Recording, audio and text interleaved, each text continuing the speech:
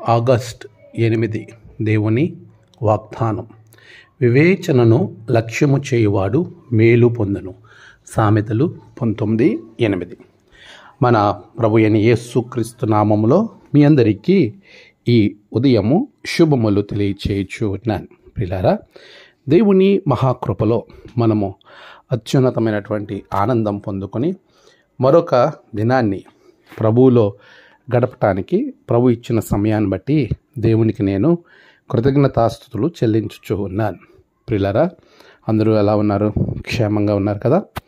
ప్రభు యొక్క మహాకృపను బట్టి మనమందరం సంతోషంగా ఆనందంగా ఉండడానికి దేవాతి దేవుడు మనకిచ్చిన సమయాన్ని బట్టి దేవునికి నేను కృతజ్ఞతాస్తుతులు చెల్లించుచూ ఉన్నాను.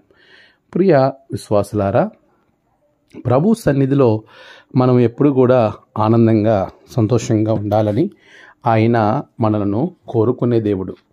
అలాంటి కోరిక దేవునిలో ఉంది. అందుకే మనలను ఎప్పుడు కూడా సంతోషంగా ఉండడానికి నిర్మించాను, మీరు ఫలించి అభివృద్ధి పొందడి. అంతా దేవునిలో మనము గొప్పగా అవ్వటానికే ప్రభు కోరుకుంటూ ఉన్నాడు. ఈరోజు ప్రియులారా, వివేచనను మనం ఎప్పుడైతే వెతుకుతామో అప్పుడు మనకి మేలు కలుగుతుంది. మేలు కొరకు మేలుగా జీవించాలని, అనేక మేలులు పొందుకోవాలని ఒకవేళ నువ్వు ప్రయాసపడుతున్నావా? ఆయా స్థలాలకు వెళుతూ ఉన్నావా? ఆయా రకాలుగా ఇబ్బంది పడుతున్నావా? నేను ఇంకా నా జీవితంలో మేలు పొందుకోలేదని ప్రభు అంటున్నాడు. వివేచనను నువ్వు వెతికినట్లయితే నీకు మేలు కలుగుతుంది. ఆ మేలు ఎలాగా వివేచనను మనం పొందుకోవాలి అని అంటే, సామెతల గ్రంథంలో గ్రంథకర్త చెప్తాడు, ఆయన యెహోవాయే జ్ఞానమిచ్చువాడు, తెలివియు వివేచనయు ఆయన నోట నుండి వచ్చును. దేవుని నోట నుండి వివేచన వస్తుంది.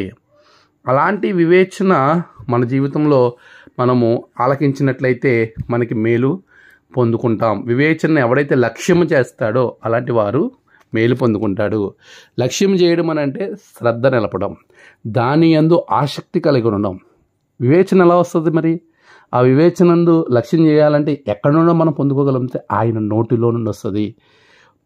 దేవుని నోటలో నుండి వచ్చేటువంటి ప్రతి మాట మనిషిని బ్రతికించునని యేసు ప్రభువు వారు చెప్తారు.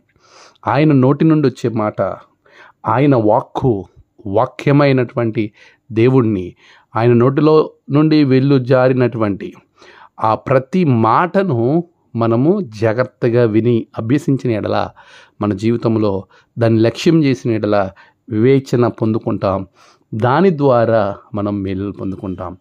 అతి మేలుకరమైన జీవితం దేవుడు మీకు అనుగ్రహించును గాక. ఆమేన్. ప్రార్థన.